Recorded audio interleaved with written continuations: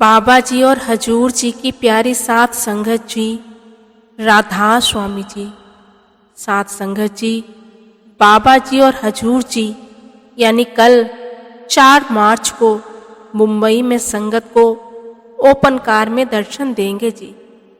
और दर्शन देने के बाद बाबा जी सवाल जवाब भी करेंगे जी। हम कल वो सवाल जवाब भी आपके साथ साझा करने की कोशिश जरूर करेंगे जी। पर आज इस वीडियो में वो बात आपके साथ साझा करेंगे जी, जब बाबा जी चुपचाप अपने ड्राइवर साहब को साथ लेकर आखिर वृद्धा आश्रम किससे मिलने गए। आगे की वीडियो शुरू करने से पहले एक बेनती है जी, वीडियो को अंत तक जरूर सुने जी। साथ संगत जी, बाबा जी साल में बहुत बार भारत के अलग अलग सेंटरों में जाते हैं, क्योंकि बाबा जी नहीं चाहते कि उनकी संगत को सत्संग सुनने और दर्शन के लिए तकलीफ उठाकर ब्यास आना पड़े जी। इसलिए बाबा जी खुद ही संगत के पास पहुंच जाते हैं जी। और बाबा जी का अलग अलग सेंटरों में जाने के पीछे का मकसद सिर्फ संगत को दर्शन देना ही नहीं, बल्कि और भी कुछ होता है जी, जो आप इस वीडियो में आगे सुन पाएंगे जी। इस वीडियो के दूसरे हिस्से में हम आपको बाबा जी की एक ऐसी बात बताएंगे जो आपके होश उड़ा देगी जी, और आप सोचने पर मजबूर हो जाओगे कि ऐसा भी हो सकता है क्या। आइए सबसे पहले वे बात सुनते हैं जब बाबा जी मुंबई के वृद्धा आश्रम में पहुंचे जी।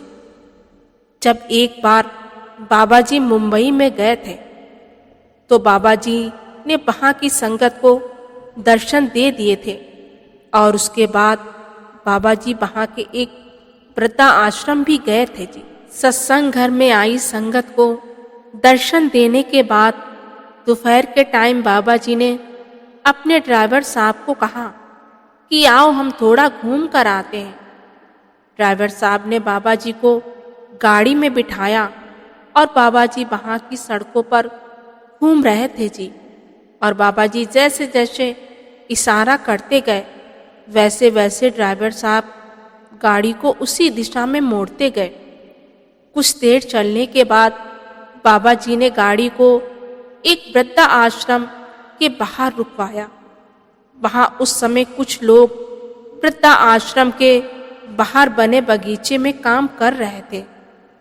जब उन्होंने देखा कि एक लंबी गाड़ी में कोई सरदार जी आए हैं तो उन्हें पता नहीं क्या हुआ, और वे सब दौड़ते हुए अंदर चले गए और अंदर जाकर एक बूढ़ी अम्मा के कमरे में गए।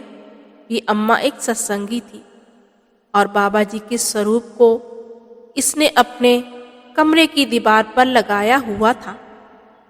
ये बहुत बुजुर्ग थी, लेकिन अब इसका इस दुनिया में कोई नहीं था, इसलिए ये उस आश्रम में अपने साथियों के साथ रहती थी और वहाँ बड़ी खुश थी।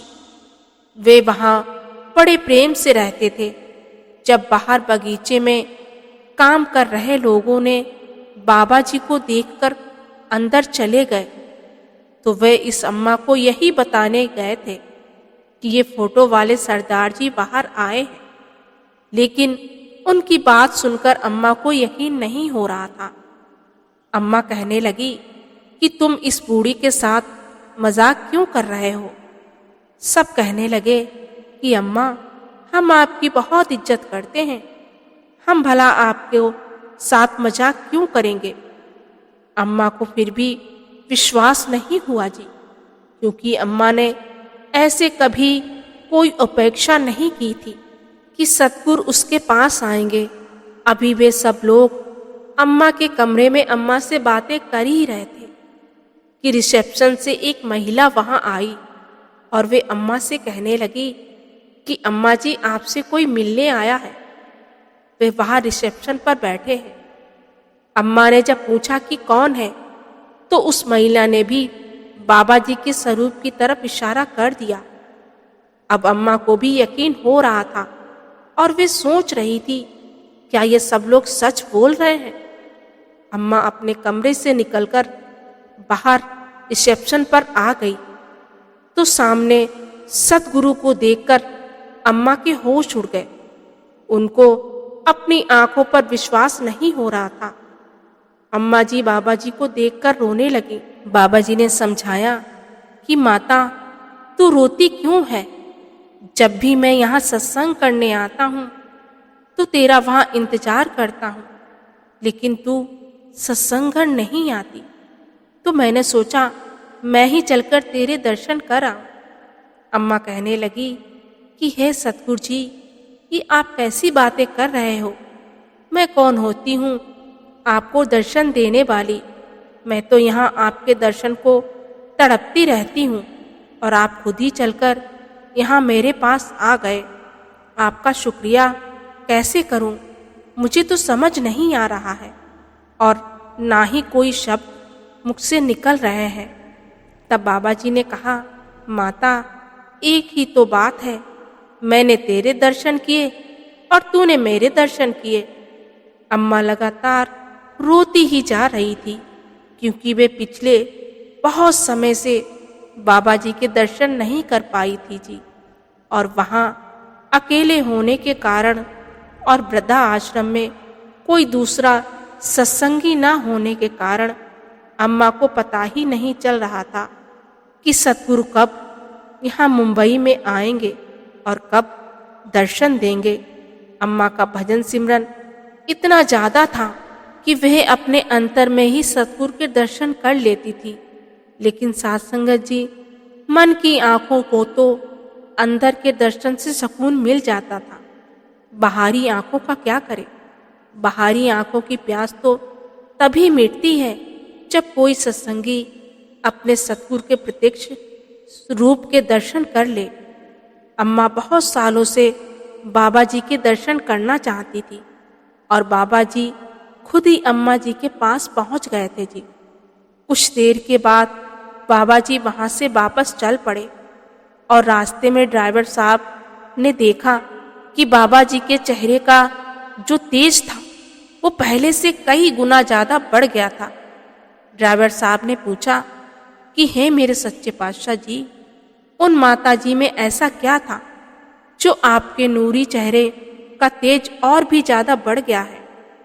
बाबा जी ने जवाब दिया कि बेटा, जब गुरु किसी ऐसी रूह के दर्शन कर लेते हैं जिसका भजन सिमरन बहुत ज़्यादा हो, जिसकी अवस्था ऊपर उठी हुई होती है, तो गुरु को बहुत खुशी होती है और ये तेज इसी खुशी के कारण आ जाता है। साथ संगत जी, ये बात बिल्कुल सही है जी। जब गुरु अपने शिष्य को इस अवस्था में देखते हैं तो उनकी खुशी का कोई ठिकाना नहीं रह जाता। साथ संगत जी, गुरु के पास जब उनका कोई शिष्य नहीं पहुंच पाता तो गुरु खुद ही चलकर उस जीव को दर्शन दे देते हैं।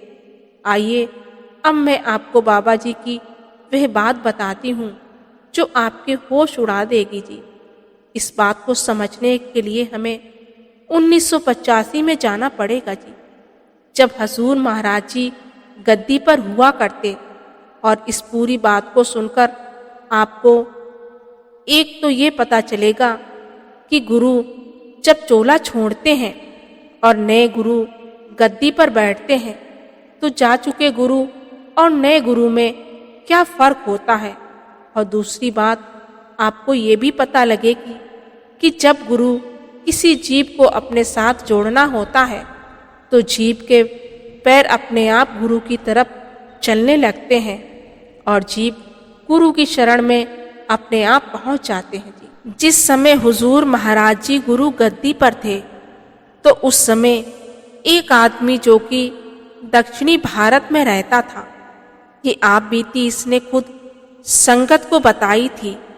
इसने बताया कि जब मैंने अपनी पारिवारिक जिम्मेदारियां पूरी कर ली तो एक दिन मैंने विचार किया कि मैं दक्षिणी भारत के लगभग सभी धार्मिक स्थानों को घूम चुका हूँ और अब मेरा मन नॉर्थ इंडिया यानी उत्तर भारत के सभी धार्मिक स्थानों को घूमने का है। कुछ दिन विचार करने के बाद मैं अपने घर से अगले 2 महीने के लिए उत्तर भारत के सभी धार्मिक स्थानों को देखने के लिए निकल पड़ा।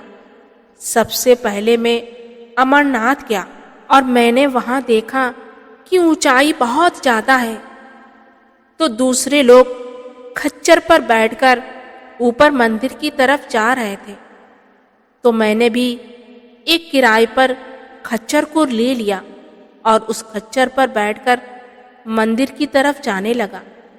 मैंने नोटिस किया कि सभी के सभी खच्चर पहाड़ी वाले तरफ ना चलकर खाई वाली तरफ से आगे बढ़ रहे हैं। कुछ देर के बाद जब मेरा वाला खच्चर बहुत ऊंचाई पर पहुंच गया, तो मेरी नजर नीचे खाई की तरफ गई और मैं खाई को देखकर बेहोश हो गया और घोड़े से नीचे गिर गया कि तभी मैंने महसूस किया कि मेरे साथ चल रहे किसी सरदार जी ने मुझे संभाला है और मुझे खाई में गिरने से बचाया है। जब आसपास के लोगों ने देखा कि मैं खाई में गिर रहा हूं, तो वहां के सभी ने मेरी मदद करने आए। जब मैं वापस अपनी सुध में आया, तो मैंने देखा कि मेरी मदद कर रहे लोगों में से कोई भी सिख नहीं था। मैंने उन लोगों से पूछा कि वे सरदार जी कहाँ गए जिन्होंने मुझे गिरने से बचाया था। लोग कहने लगे कि यहाँ पर कोई सरदार जी नहीं है, आप किसकी बात कर रहे हो? लोगों की बात सुनकर मेरे दिमाग में उन्हें सरदार जी का चेहरा बिल्कुल साफ साफ घूमने लगा और मैं सोचने लगा कि आखिर वे सरदार जी कौन थे और कहाँ चले गए। फिर मैंने इस बात को बहुत ज़्यादा नहीं सोचा और ऊपर जाकर अमरनाथ गुफा के दर्शन किए और वहां से अगले धार्मिक स्थान के लिए निकल पड़ा।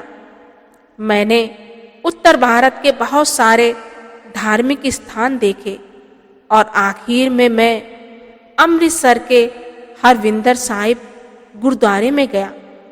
उसी रात अमृतसर से मैंने अपनी वापसी की टिकट बुक करवाई हुई थी। मैंने सोचा कि अब ये आखिरी स्थान बचा है, यहाँ हरमंदिर साहिब के दर्शन करने के बाद मैं वापस लौट जाऊंगा। जब मैं हरमंदिर साहिब पहुंचा, तो मैंने वहां माथा टेका और बाहर आकर टैक्सी को बुलाया, जिससे कि मैं रेलवे स्टेशन तक पहुंच सकूं।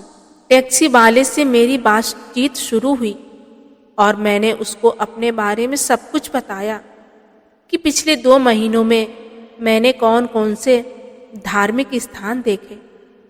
टैक्सी वाले ने कहा, भाई जी, जब आप उत्तर भारत के इतने धार्मिक स्थानों को घूम चुके हो, तो आपने एक धार्मिक स्थान को मिस कैसे कर दिया? मैंने हैरानी के साथ पूछा कि कौन सा धार्मिक स्थान? तो उसने बताया कि यहाँ से 40 से 45 किलोमीटर दूर एक डेरा है जिसकी बहुत मान्यता है। अगर आप वहां नहीं गए तो आपकी यात्रा अधूरी रह जाएगी। उसने मुझे ऐसी बात करके डरा दिया, तो मैंने सोचा कि मैं 2 दिन और रुक जाता हूँ और इस आखिरी धार्मिक स्थान को भी देखकर आता हूँ। मैंने ट्रेन की टिकट कैंसिल करवा दी और ड्राइवर साहब ने मुझे एक बस में बिठा दिया। वहां बस डेरे जा रही थी। मैं जब डेरे में गया, तो मुझे वहां ना तो कोई गुरुद्वारा दिखा और ना कोई मंदिर। मैं सोचने लगा कि ये कैसा धार्मिक स्थान है। ना तो यहाँ लोग माथा टेक रहे हैं और ना ही यहाँ मंदिर और गुरुद्वारों की तरह भजन और आरती गाई जा रही है। मुझे वहाँ बड़ा ही अजीब लगा। तब तक रात हो चुकी थी, तो उस रात मैं वहीं रुक गया और अगले दिन सुबह मैं यहाँ से निकलने लगा, तो किसी ने मुझे बताया कि यहाँ कि महाराज जी सत्संग फरमाने जा रहे हैं। एक सेवादार ने मुझे कहने लगा कि आप सत्संग सुनकर ही यहाँ से जाएं। तो मैं पंडाल में जाकर बैठ गया। मेरा सत्संग सुनने में जरा भी इंटरेस्ट नहीं था। मैं तो बस वहाँ सेवादार के कहने पर जाकर बैठ गया। मैं इधर उधर देखने लगा और जैसे ही मेरी नज़र स्टेज पर गई तो मैं हैरान हो गया कि ये तो वही सरदार जी हैं जिन्होंने अमरनाथ में मेरी जान बचाई थी। मैं उन्हें देखता ही रह गया और मैं डेरे में क्या गया, फिर डेरे का और सतगुरु का होकर ही रह गया। सत्संग के बाद में हजूर से मिला और हजूर जी ने भी बड़ी आसानी से मुझसे मिलने का टाइम दे दिया, जैसे वह मेरा इंतजार कर रहे थे। मैंने उन्हें सारी बात बताई कि उन्होंने अमरनाथ में मेरी जान बचाई थी। तो हजूर जी ने कहा कि जो करता है वो मालिक करता है, उसका जो भी हुक्म होता है वही होता है। मैं उनकी बातों से इतना प्रभावित हुआ कि मैंने उनसे नामदान की बात की। हजूर जी कहने लगे कि अभी नहीं, जब टाइम आएगा तो तुम्हें नामदान जरूर मिलेगा। अभी तुम सत्संग सुनो, सेवा करो, अपनी नींव को पक्की करो। मैंने हजूर जी की बात मानी और मैं उस दिन से एक सत्संगी बन गया और साल में 2-3 बार डेरे आने लगा। जब भी मैं नामदान की बात करता तो हजूर जी कह देते कि अभी नहीं, जब टाइम आएगा तो मैं तुम्हें नामदान जरूर दूंगा। 1990 में हजूर जी चोला छोड़ गए और जब मुझे पता लगा तो मेरा विश्वास टूट गया, क्योंकि हजूर जी मुझसे वादा करके गए थे कि वो मुझे नामदान जरूर देंगे। मैंने डेरे जाना छोड़ दिया। मेरा दिल टूट चुका था। हजूर जी के बाद बाबा जी गद्दी पर थे और एक दिन मेरे सपने में बाबा जी आए और कहने लगे कि हजूर जी का हुक्म आया है कि आपको नामदान दे दिया जाए, इसलिए आप इतनी तारीखों को डेरे पहुंच जाना। सपना देखकर मेरी नींद खुली तो मैंने सोचा कि ये तो सिर्फ सपना था, लेकिन मेरा मन बार बार मुझे उसी तारीख को डेरे जाने के लिए फोर्स कर रहा था, जो तारीख मुझे सपने में बाबा जी ने बताई थी। उस तारीख से 3 दिन पहले ना जाने मेरे कदम अपने आप ही रेलवे स्टेशन की तरफ चल पड़े और मैंने टिकट खरीदी और एक ट्रेन में बैठ गया। मुझे ऐसा लग रहा था कि जैसे मैं कोई कठपुतली हूँ और कोई मुझे चला रहा है। ये सब कुछ मेरी मर्जी से नहीं हो रहा था। कुछ देर बाद ट्रेन चल पड़ी और 1.5 से 2 दिन के सफ़र के बाद ट्रेन डेरे पहुंच गई। मैं डेरे के अंदर दाखिल हो गया और एक सेवादार के पास गया और वे मुझे बाबा जी के पास ले गया। बाबा जी ने उसी दिन मुझे नामदान की बख्शिश कर दी, जितना मैंने सपने में जीवन में भी कभी नहीं रोया था। मुझे उस दिन समझ में आ गया कि गुरु कोई शरीर नहीं, और गुरु जब संगत को वचन देते हैं तो वचन को जरूर निभाते हैं। वे चाहे उस शरीर में रहकर निभाएं या दूसरे शरीर में जाकर। इस वीडियो को सुनकर आप समझ सकते हैं कि जिसको सतगुरु ने अपनी ओर लगाना है, फिर इस बात से कोई फर्क नहीं पड़ता कि उस जीव का जन्म किसी सत्संगी परिवार में हुआ है या किसी गैर सत्संगी के घर। गुरु उसको अपने तक लेकर ही आते हैं, और जिसको अपनी ओर नहीं लगाना, फिर उसका जन्म चाहे सत्संगी परिवार में ही क्यों ना हुआ हो, शुरू से वो एक सत्संगी माहौल में क्यों ना पला हो, लेकिन फिर भी उस जीव को सतगुरु शरण नहीं देते। अगर हम अपनी रिश्तेदारी, जान पहचान वालों या अपने परिवार में ही देखें तो ऐसे बहुत से उदाहरण मिल जाएंगे जी, जहाँ एक आधे को छोड़कर पूरा परिवार सत्संगी होता है। साथ संगत जी, इसी के साथ आज के वीडियो को समाप्त करते हैं जी। फिर मिलेंगे एक नए दिन और नए वीडियो के साथ।